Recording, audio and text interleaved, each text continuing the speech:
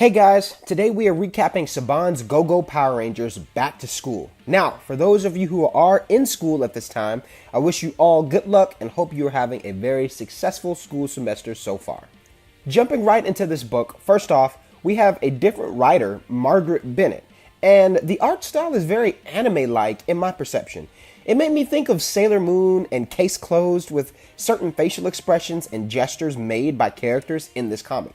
Also, the color tone and the story of this book is lighthearted, which I feel is perfect, especially having a fairly related issue, right after the Shattered Grid event.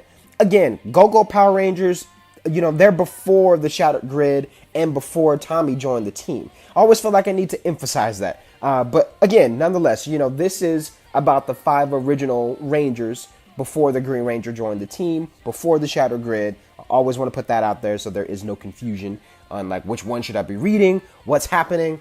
Nonetheless, that's just so you know, this is, again, the early years, the early time, of the Rangers and their development. The main focus of this book is telling what all the Rangers did on their spring break. First, we start off with Jason the Red Ranger. On his spring break, we learned he volunteered at an Angel Grove Children's Center and seemed to be, connected with a young girl who recently became mute.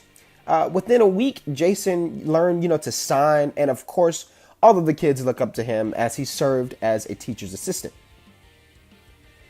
Going on, we learned that Zach the Black Ranger was in Washington, D.C. with his older brother for his spring break.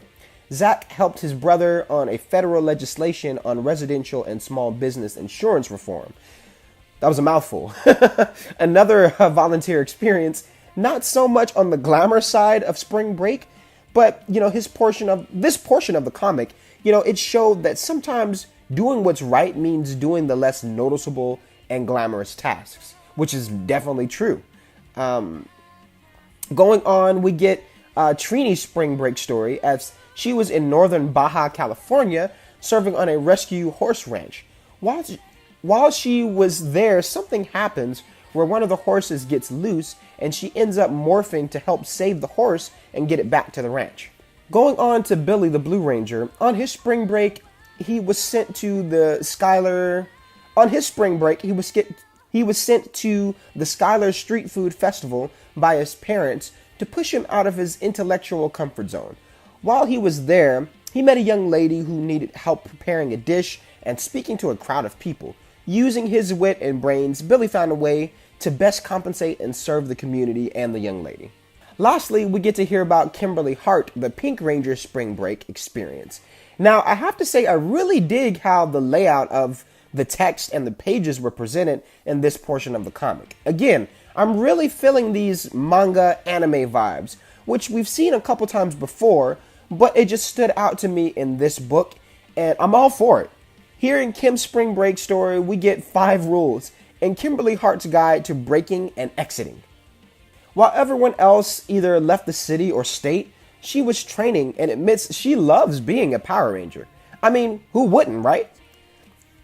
As she sneaks back into her house from training, her mom catches her sneaking in and of course gives her the mom talk and enforces her to hit the books and prep for the coming school semester. Now back at the command center, the Rangers' communicators go off and Alpha informs them that there is a monster out on the loose. Then it's go time. The Rangers are back and ready to take down the new threat.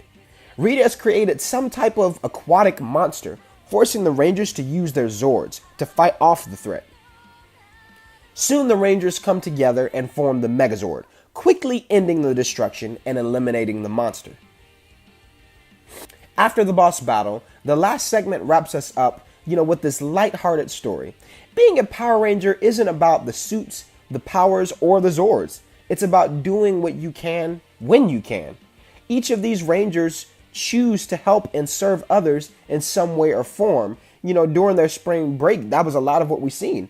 Where most of the kids, on spring, if you're a kid today and you're on spring break, most kids today, you're fine, just staying at home and playing video games and going shopping, doing, whatever else. But being selfless, humble, and courageous is all it takes to be a Power Ranger, and you don't even need spandex to do those things. Now, aside from the story, again, This art style is growing on me for the Go-Go issues. It's definitely fitting for this team of Rangers. The anime manga style I find to be really cool and almost makes me want to see a Power Rangers in a cartoon anime adaptation. Just a side thought. I mean, I've thought about that before, but hey, with Hasbro taking over, you just never know what, could be coming in the future. I think that would be a really awesome thing to see Power Rangers in an anime. I'm just putting that out there. Now, this is the end of my recap for Saban's Go-Go Power Rangers. And just one little thing I want to touch on, for the story before I move on.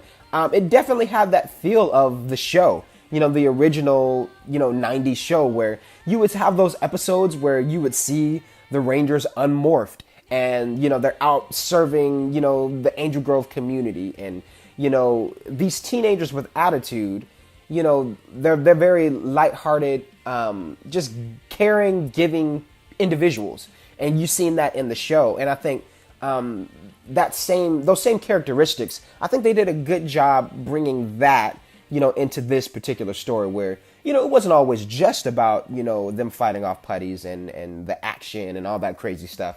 You also got to see their personality and they are these good people. They are these serving folks outside of just being morphed and the fighting and all that crazy stuff.